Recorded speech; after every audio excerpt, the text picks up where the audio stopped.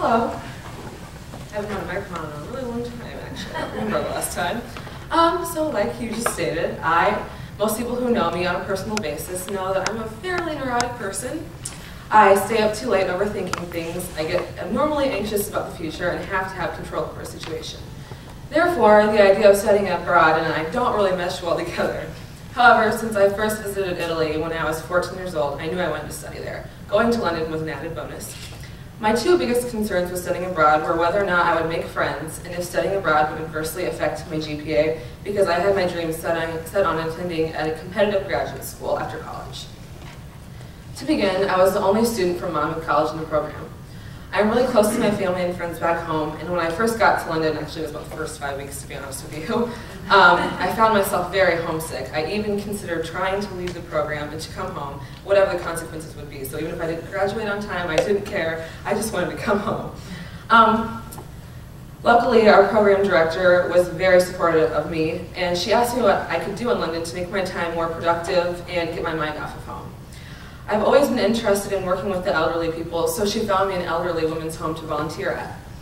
I think this was a turning point in my program abroad. Yes, I was still slightly homesick, and yes, I still miss my friends and family, but it gave me a purpose for being in London.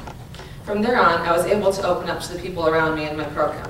I learned that I had more in common with them than I could have ever imagined, and I never thought that I would be as close to them as I am with my friends back home.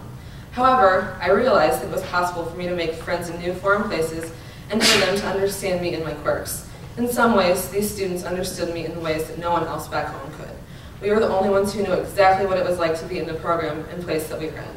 Therefore, we were able to laugh together, learn together, complain to each other, and when we were stressed and drained, sometimes sing R. Kelly's The World's Greatest, why I named this the speech, and dance around to remind ourselves that we would make it through the program and that we could do it.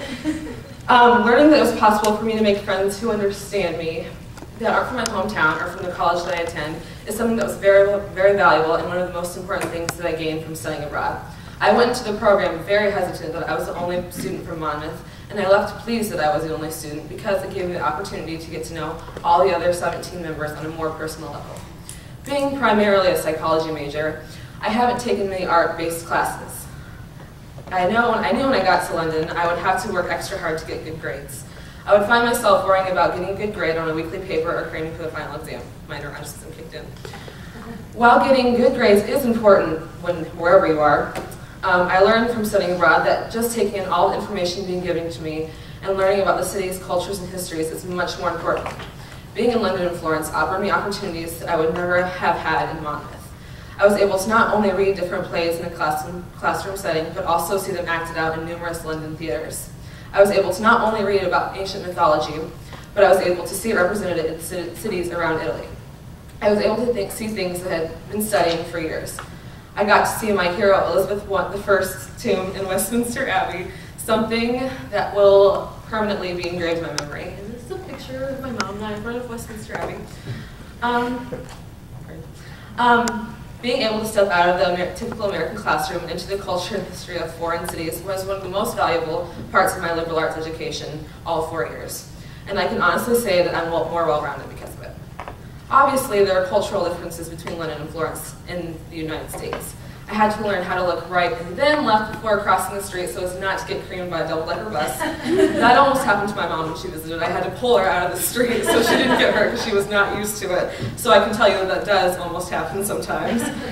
I had to learn how to navigate the London tube system and the Florence bus system to ensure that I was able to get to the right class sites. I had to learn Italian so I'd be able to communicate with my host mom. However, one thing I learned about living in different countries or culture is that no matter how different their customs may seem, we all have the same basic human emotions. After living in a city for a couple of weeks, it begins to feel less foreign. For example, my host mom was just like a typical mom you would see in America. She was concerned for our health, she was concerned about us getting good grades, and most of all, she was concerned that we were getting enough to eat. Maybe that was a little more Italian, but living in a foreign city made me realize that human beings have more in common than we think we do. When you strip away all the different languages and different lifestyles, you find that people are essentially the same. When I look back on my semester abroad and I think about how much I have grown from the experience, I can honestly tell you that I do not necessarily see any major significant changes in myself. What will matter most to me is the memories that I have of the on-site classes at the British Museum, Hampton Court Palace, the Uffizi, and the Duomo. The times that my roommate Emily and I had to chase down the Italian buses because they were never on the right time schedule, and we would almost certainly always be late for class because we lived 20 minutes away from central Florence. Taking weekend trips to Dublin, Rome, and Venice, and learning about different cities while bonding with my program mates. Experiencing Palm Sunday at the Vatican with the Pope, and then seeing the Pope, not actually talking to him. That would be cool. And then experiencing Easter Sunday with my host family and lots of homemade Italian food. Learning what it's like to be injured in a foreign country at an emergency room, as Emily said yesterday, at 2 a.m., and then, in turn, learning how to use English crushes.